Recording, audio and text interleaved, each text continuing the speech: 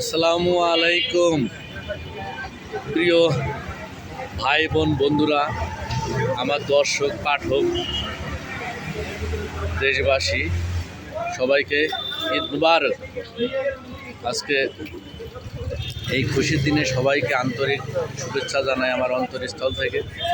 সবাই পরিবারকে সময় দিন, পরিবার সাথে থাকুন, আত্মীয় স্বজনের সাথে থাকুন। এই ঈদ প্রতিটা মুসলমানের জীবনে বয়ে আনুক অনাবিল সুখ, সমৃদ্ধি, শান্তি। খুব মিস করতেছে আমি একটা বিষয়, এইটা বলার জন্য আপনাকে সবার সামনে আসলাম আপনাদের। আমার হোম ডিস্ট্রিক্ট ঝিনাইদহ জেলা, কোটচাঁদপুর থানা, বলুহার গ্রাম।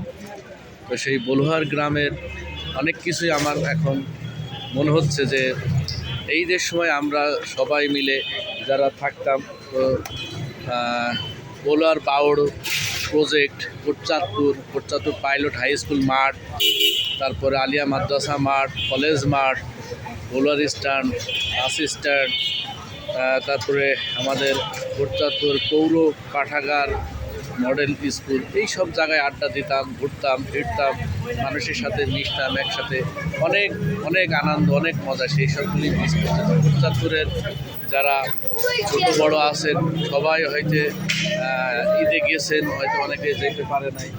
তবে আমরা যারা আছি তারা সবাই এখন বাইরে আছি। এমন একটা বিষয় আছে যে আমি আপনাদের ইতিমধ্যে জেনেছেন যে আমি নতুন পুত্র সন্তানের বাবা হয়েছি। এই পুত্র সন্তান আল্লাহ দান করেছেন 12ই মার্চ। তো এই ছোটো বাচ্চা রেখে আমি কোথাও যেতে পারি নাই। আমি আছি আমার মিরপুর 2 নম্বর পানির ট্যাঙ্কি এলাকার যে এফ ব্লক লাভ রোডের পাশে। তো আমার ফার্মেসির সামনেই আমি আছি। তো বাসায় আমি একমাত্র ব্যক্তি যে কোনো কিছু হইলে আমাকেই টেক কেয়ার করা লাগে। তো আমি এই রিস্ক কোথাও নিয়ে যাই নাই। সবার জন্য আদর, ভালোবাসা, শ্রদ্ধা, সম্মান আছে। সবাই আমার জন্য দোয়া করবেন, আমার নবজাত শিশু পুত্র সন্তানের জন্য দোয়া করবেন, সবার জন্য দোয়া করবেন। এই দেশ যেন যারাই চালাক যেন সুন্দর পরিবেশ, সার্বভৌমত্ব রক্ষা করে দেশকে পরিচালনা করে এগিয়ে নিয়ে যাক। হানাহানি, হিংসা, বিদ্বেষ, প্রতিহিংসা এগুলি আমরা চাই না। সবার সাথে মিলেমিশে এই দেশ সামনে এগিয়ে নিয়ে যাবে এই প্রত্যাশা করি। আমার জন্য দোয়া করবেন, আমরা যাতে একটু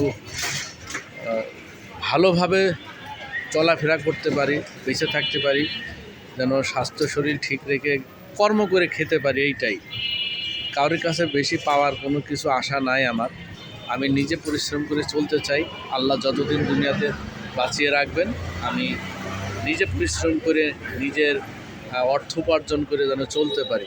কারো মুখাপেক্ষী বা কোনো নেতাকর্মী বা কারোর অনুনয় বিনয় করে যেন আমার জীবন না কাটা। আমি আমার জীবনকে নিজের মতো করে পরিচালিত করেছি, ব্যাকআপ তৈরি করেছি, ঢাকার মতো জায়গায় টিকে আছি আলহামদুলিল্লাহ, আল্লাহ পাকের অশেষ রহমত। তো ঈদের আনন্দ ভাগাভাগি করে নেবেন, চলবেন, ফিরবেন। তবে আরেকটা কথা বলি যে আপনারা দীর্ঘ 1 মাস রোজা রেখেছেন, খাবার দাবার একটু বুঝে শুনে খাবেন। কারণ 1 মাস রোজা রাখার পর বডির পেটের স্টোমাকে কিন্তু সব কিছু সবসময় গ্রহণ করবে না, অল্প খাবেন।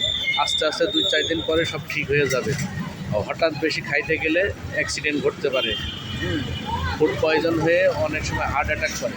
এগুলি একটু মাথায় রাখবেন এবং সবাই পরিবার পরিজন নিয়ে ভালো থাকবেন। যারা ঢাকার বাইরে গেছেন আবার সুন্দরভাবে ঢাকায় আসবেন, কর্মক্ষেত্রে যোগ দিবেন, পরিবারের সাথে থাকবেন, এই আশা প্রত্যাশা ব্যক্ত করে আল্লাহ হাফেজ। আসসালামু আলাইকুম।